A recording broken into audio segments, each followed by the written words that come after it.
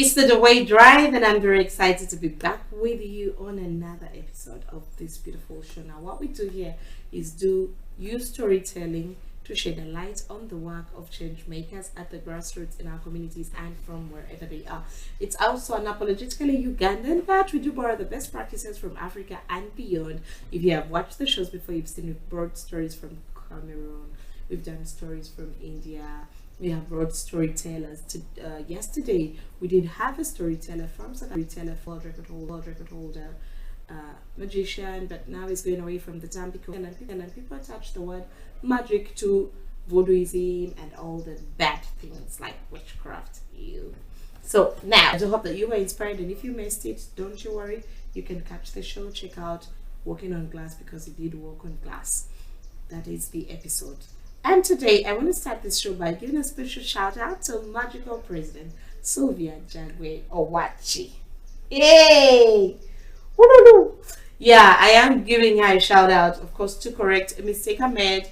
I placed her in the wrong organization. She is the ED and acting MD at Kuyiriba Bank.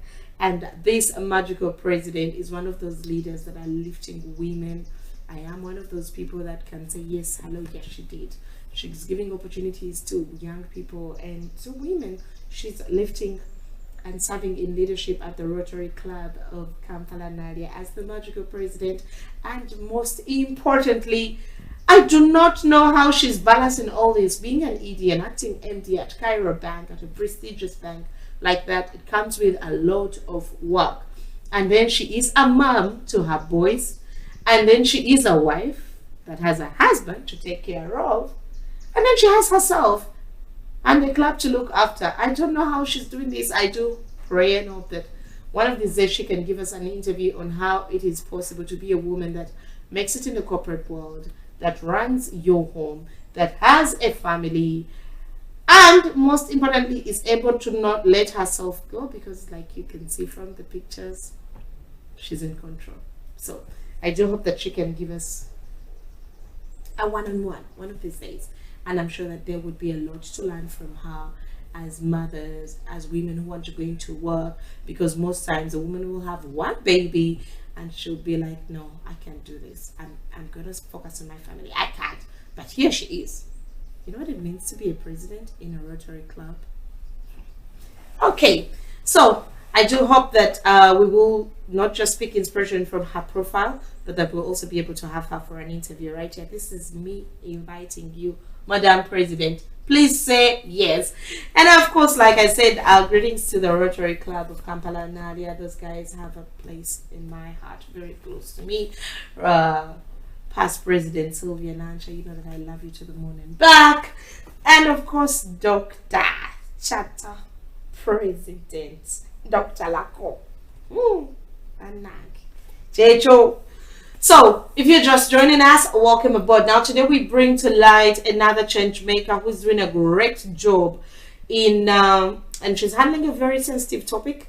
She is handling sexual violence against children. But before I bring her on set, let me first thank my partners who are investing in seeing this Deweyi Drive going forward. Paint for You, who are the official partners of Rego Paint in Wayagari and this all the way to Mukono region. If you want authentic Rego paints or auto, that is for your car, for your interior, for exterior, marble, paste, name it, they get you covered. Do call 0772 987 442 and Paint for You will definitely have you covered. And if you're struggling with your interior, you can also make the call. They can advise you. And if you're building your house, your rentals, your finishing, building experts and Nakasero markets, Capital Shoppers, that's the area where they are. Please call them. They have plumbing material. They have all finishing ware. They have sinks. They have tiles, imported, homemade. They will advise you according to your budget. But do call 0754 515 855 or 0392 914 256 and you will get the best customer care. And most importantly, feel free to share your ideas. They will serve you. Don't, if you're open-minded and sometimes you go to a shop, you don't know what you want, you're like, maybe this is what I want, but how do you get?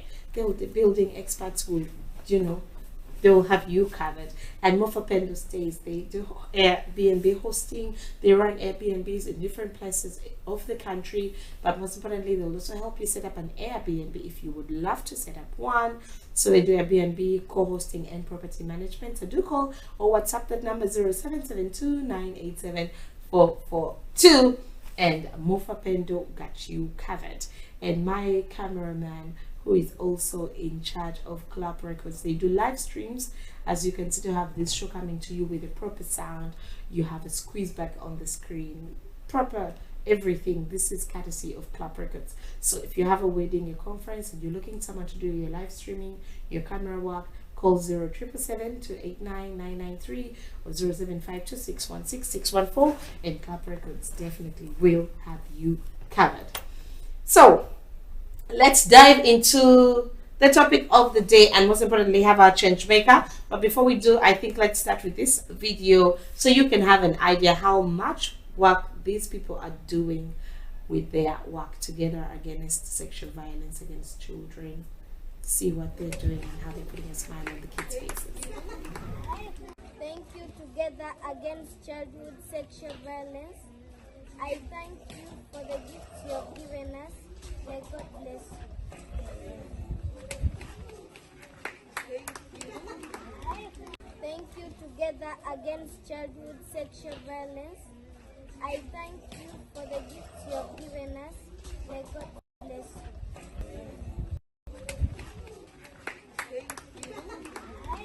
Thank you, Together Against Childhood Sexual Violence.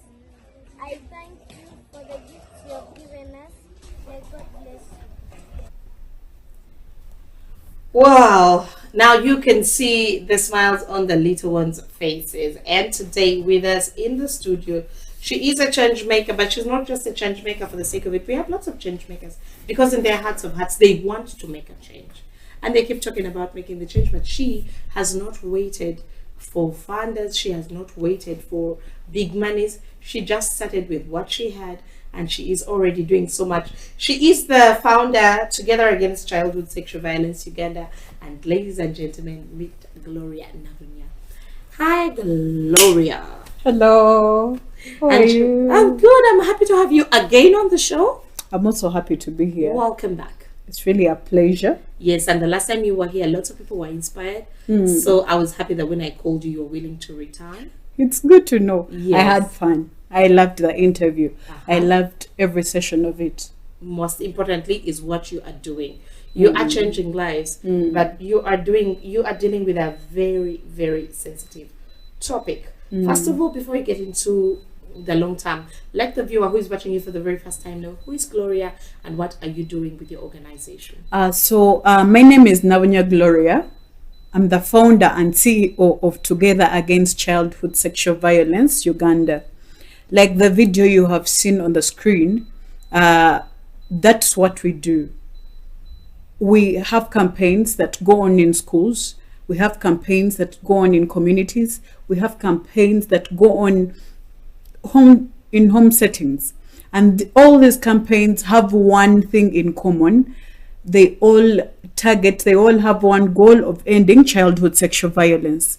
And now the last time we were here, I think I told you about the campaign that we're going to have.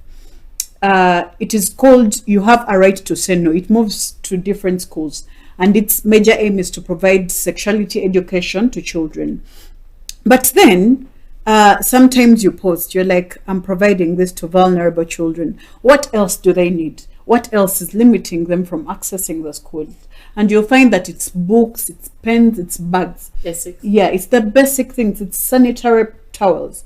So what we do, whenever we are going for a campaign, whenever we are going to reach out to our school, now we send out posters. We put out, like, we need people to support us to do the work we do because we've not yet gotten any big fund, you know. But that's what a change maker does. You start with where you are. Yes, I want to appreciate you for that. Yes, and I am glad that this time round we were supported by an individual. Wait, can you imagine? You got a support? Yes, we were supported by an individual. That's why you see those bags. She's Miss Resty Kansime. She's that's Resti. Is that the lady Resti in the black Kansime, t-shirt? yes, and she's the CEO of She's Center podcast. Her podcast, just like yours, is aimed at empowering women. Now she also goes out of her way to empower you. Okay, you talked about this. What can we do about that? Where have you reached? Gloria, what progress? Tell me what you like. She keeps following up even after the podcast ended. She kept intervening. What can we do for those children? You told me about this. How can I step into support? And I'm telling you, she supported us with cash to purchase the bags, the books, goodness. the pens, All those for the mini children. bags. Yes. You're going to see those children. Actually, you did see the children in the video that started the show. So that was this Together Against Childhood Violence. Yes, like you Those are can bags, see. and she sent her the female podcast. Yes. Oh, I love that. I should interview her. She is a change maker already with what she's doing. Oh yes. I would love to know her story. But most importantly, thank you, Resti Kansime, for what you're doing for these children and what you're doing with Together Against Childhood Sexual Violence. Oh yes. This is awesome. So how did it go overall? The event was awesome. This time round it was different because she had advice. She asked me, Gloria, do you always involve parents in the events? I'm like, no, I actually meet parents separately. She's like, this time round when you're meeting the children, is it okay for you to bring parents on board? And I was like, oh yes, it is okay, So I reached out to the school and I requested them politely to invite the parents of the children we're going to work with. Yes, and you can we worked with 20 children. Actually 21 children are the ones that received the bags. So the parents came on board and she helped me work a session with the parents while we were working a session with the children. The first one you can see is Miss Joyce Nakato on the screen, and Miss Joyce Nakato is the team leader of UYAF Uganda, and then she's also the co-chair of Girls Not Brides Uganda. The next one to her with that beautiful smile is Miss Kansime, and then me, myself, Nabunya Gloria, and then the survivor. Because when we got to... There is a survivor sharing. Yes, this is a survivor sharing her story. When we got to field and we are talking about sexuality education, we are talking about relationships, we are talking about empowering these children. Most of the times we talk, but we do not hear from them. We are not giving them live examples of actually what we are telling them. So this time round the campaign changed. We had emojis for their expressions. Sometimes children might not describe yes, but if you show them something, they will be like, okay, that is really what I'm doing, that is what I'm going through. And the other thing is, and a person like a survivor like that, when they speak to children, they give them their story. They're like, okay, this thing has happened to someone before, but they managed to overcome. Okay, if maybe I end up going into such things, this will be the what? This will be the consequences. I might become pregnant at a young age and I do not have any money. So that is my friend Scarlett. She came on board. She was a survivor for the day, and the event was successful. It was awesome. We gave bags to children. We gave books. We gave sweets, refreshments. We also gave the most important thing that we gave, yes, was the brochures, as you can see. Most of the times when we go, we talk and then we leave. We go, we talk and leave. We go, we talk and leave. But we've not left anything for these children for reflection. Yes. So what we did this time round, we printed brochures. These brochures talk about sexuality education. These brochures give contacts to these children. These brochures remind who to call, where to go. These brochures have information these children can reflect on and be like, okay, really bad touches are bad. Okay, maybe I'm not supposed to engage in this character with a boy or with a fellow girl is sexual violence, So all this, the reflection is in the brochures we give to these children. And maybe lastly, the other thing that we considered this time round is that when we go to a school, we leave talking compounds for them. So what is talking compounds? Talking compounds is I think you've gone to schools and they're Say usually no. metallic, and they Yes. have maybe my body, my rights. They have maybe say no to anything. Maybe abstain from sex. Now, Before basically, marriage, say no to yes. sex before marriage. Our sells our organization. First of all, it gives the name of our organization, and then it talks about Together the Against campaign Childhood Sex. to remind those children, because for them they remember the word, but whenever they come across this thing, they remember. They have a contact to call. Okay, I I see can 116. call 116 to report sexual Yes. violence. Yes, so basically that is it. I'm actually glad these talking compounds are telling kids where to report, because sometimes we, the guardians and parents, are the enemies of our children. Exactly. When a child comes to say, "Mommy, uncle touches me," because uncle is mommy's husband, mommy's going to penalize this child. You want to destroy my marriage. Why did I move with you? You should not have been with me. And it becomes the child, the victim's problem. Anyhow, if you're just joining us today, we're talking about a very powerful topic, a sensitive one as well. We're talking about the afterlife of childhood sexual violence victims, or the survivors of childhood sexual violence. What happens to these people? And before we get there, Gloria, why is this conversation very close to your heart? First of all, you've said something. Actually, let me just go with what is so, why the conversation is close to my heart. I happen to be a survivor of childhood sexual violence, and I was so young. I was in primary. And then when I happened to be in a home where I wasn't the only one that was sexually abused.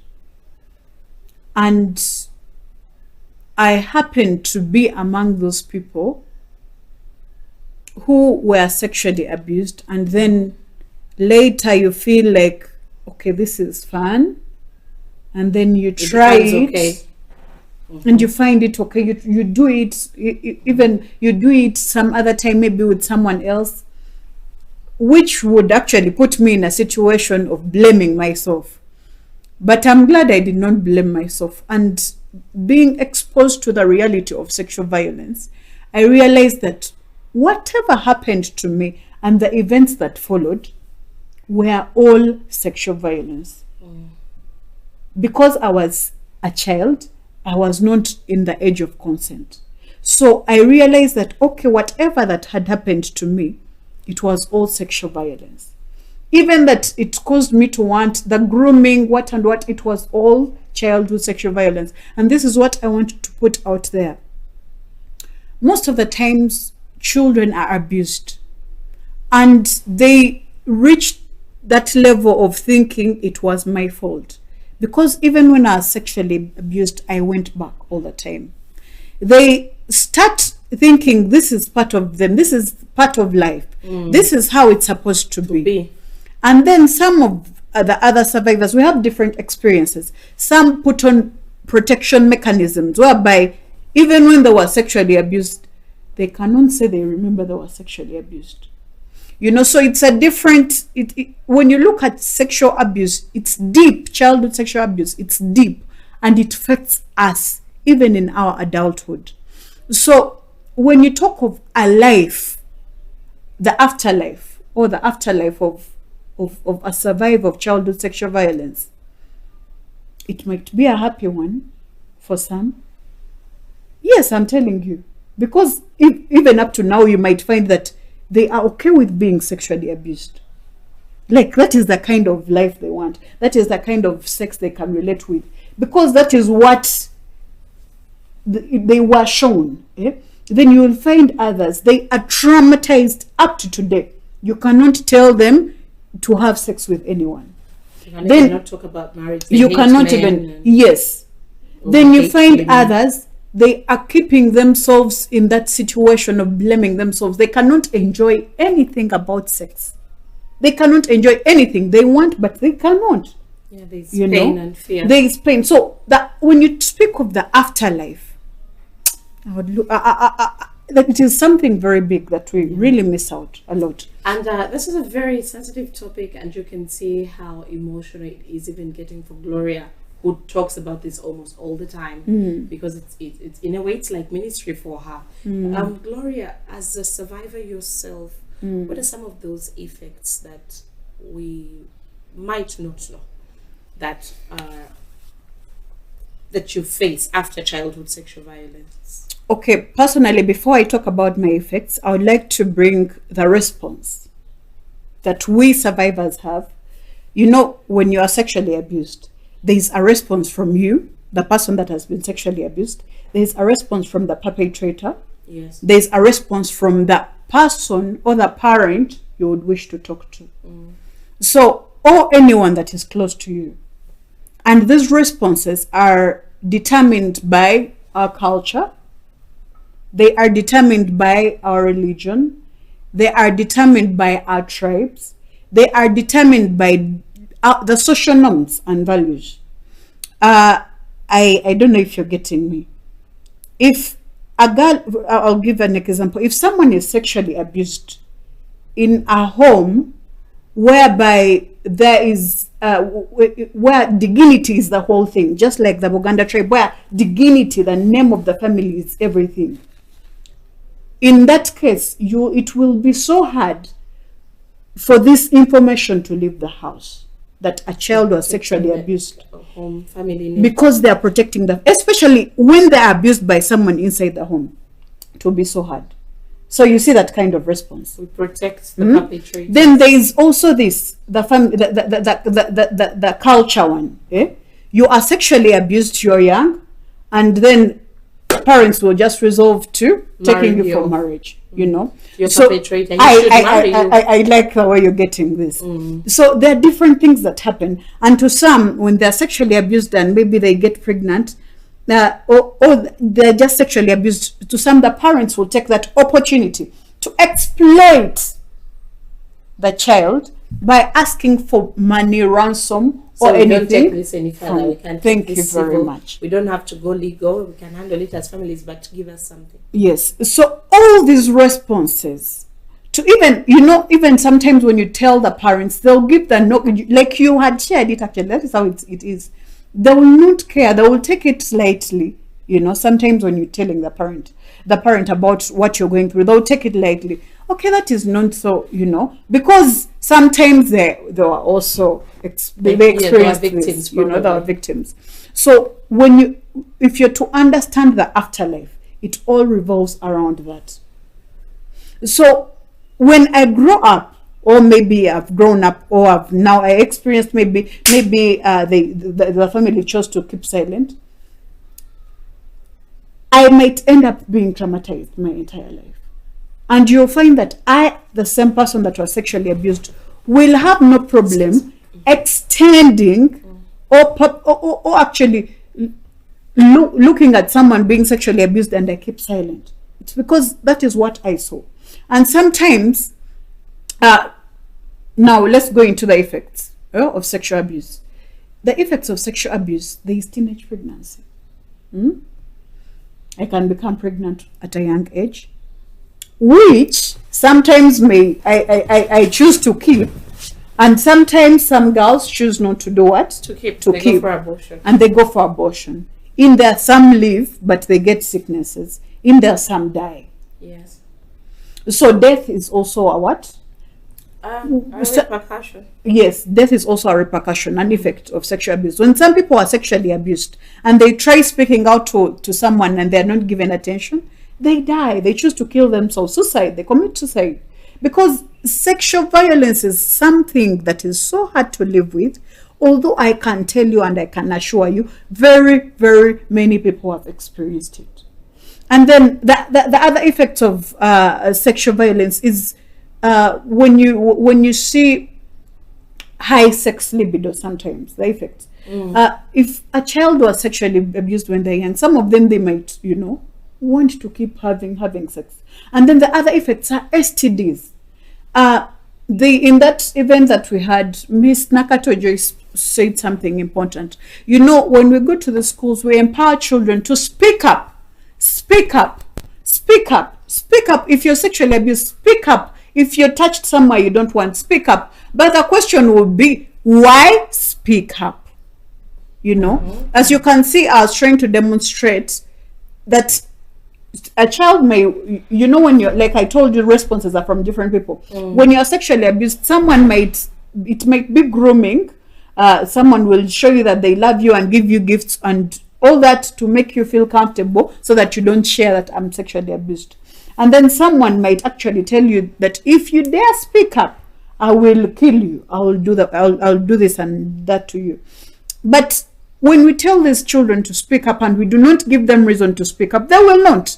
This lady, Miss Nakato Joyce, was very, very clear. She's like, speak up. This speaking up will help us have, like, because when you are sexually abused, you do not know the HIV status of this person that is sexually abusing you. But when you speak up, we take you through the referral process. We take you to the hospital. You can be saved, especially if you speak up in time. So it is very important for you. And yet most of the times you'll find that we go and tell children in schools to speak up, but we do not give them reason to. So this is a very good and very serious reason for a child to speak up, you know. And as you can see, the rates of HIV are increasing. And why do you think? Because a perpetrator will come to this child who does not have knowledge on actually the importance of a checkup. So in the grooming process, they will tell them, for them they are safe, but they're convincing them it's a word thing, you know. So sometimes this perpetrator does not have HIV. Well and good. They sexually abused this girl. They don't have HIV. But this girl will not have the idea of checking up in her life before having sex. And even the other STIs. And even the other STIs, yes. The child begins rotting because they have been eaten up by this infection. And also, there is something I wanted to talk about actually on those STIs. You know, there are those STIs that are that are transmitted through sex that will make someone to have something in there at least. That, yes, they will make you scratch yourself, at least maybe want to put something all the time, or maybe have sex, you know. There is that itching that will cause you to want all the time to be with something in there for at least relaxation, to be tickling. I'm telling you, STIs are there, and all these are given to these little children by these people, adults and also children, caretakers, and also children. And also fellow children. You know, there is that thing that when we talk of childhood sexual violence, we are thinking adults violating children. But also a child on a child. It's also childhood sexual violence. Why? Because I am exposing you at the end of the day to sex. There is a lady that gave an example on this child to child. That, for example, if a child shoots another child, doesn't the child die? Of course, the child will die. They're facing the repercussions of being shot, you know. So it's the same thing. Yeah? If it's crime. Yes, if it is all crime, you know, no matter the age. So the question is, how are we protecting our children? And also in this afterlife, what are we doing for these survivors of childhood sexual violence? Because most of the times we care most on the prevention, which is good, and also reaching out to parents, which is also good. But now in our minds, what are we doing? Or in our programs, what are we doing for the people that have already experienced childhood sexual violence? The ones that are already in the afterlife. And like you said, what are we doing for this? Because usually the first thing we will do, if we are very concerned and we are not protecting the perpetrator, will involve police and all that. But I wanted to ask, as you were saying all these things, and maybe you forgive me for taking it back to you before I understand about it. It's okay. What is the healing process like? What can somebody do to heal? Now, the afterlife. Yes. The afterlife. When we experience childhood sexual violence, like I told you, the responses, you'll find that in the responses we have mostly used, we do not have the treatment one. Is there treatment? If a child is sexually abused, they must get treatment. What kind of treatment? They must get counseling. You know, they must get all these services the mental health one. They must get the one for the health center, like when you're sexually abused, you, so that they can check you, you know, they help you with the PEP or anything. And also there is a treatment process that is supposed to happen when a child is sexually abused. If this process does not happen, that is where we get the post-traumatic disorders. That is where we get the the stress. That's where we get the trauma. That's where we are able to actually perpetrate the violence, you know, we experienced. So the process should be that if a child is sexually abused, one, they must get the justice. So report to the police. You know, when you report, to actually take them to the medical center first, because the first important thing, when she's sexually abused, take them to the medical center so that they can check and give the necessary medication this child needs, and then report this case, because a survivor needs justice. You know, talking about justice for survivors, like, again, I don't know how you're handling it, and maybe for people watching, because I believe that every time we do a show, there's somebody who has clicked because they relate with the topic and are looking for solutions or are experiencing it. Sometimes the perpetrators say it's the woman's husband. Do you see where the problem comes in? And traditionally, as you know, our Ugandan society, she'll say, I cannot go to police and say my own husband is sexually abusing my niece. You know, I think you've heard of people that hate their family members when they grow up. Me, I don't want to go back home. For every event, you will never see them at their home. My sister has, they don't care, they don't want. They're disconnected. It is because of what they experienced with those people. I'm telling you. So these are things we ignore because of what we feel as the ones that look to be in the seat of judgment. You know, when a child is sexually abused, since they cannot consent or maybe do anything for themselves, now the power will be in the hands of someone that they've told. Like, for example, their parent. And you've said in a situation whereby it is the father abusing. So as now the parent abusing a child. Yeah, and now the parent, the power being in you, for you will look at the issues concerning you. This is my what? My husband. Instead of looking at the future, instead of looking at the most important thing here, that this man has sexually abused a child. And so they need to get, you know, they need to go to prison, and not only prison. Last time I think I mentioned something called about about treatment and counseling for these perpetrators.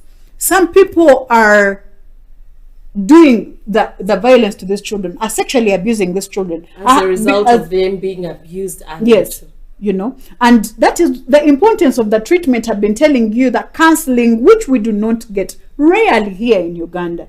And these are some of the things I wanted to do, and I still want to do, just that of course I've not yet got the platform and the money to help me do them, the resources, you know. But I want to build homes, safe homes for children who are sexually abused.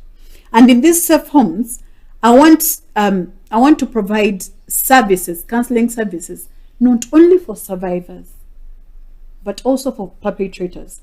Meaning, we might not call the perpetrators in these safe homes, but we can reach them.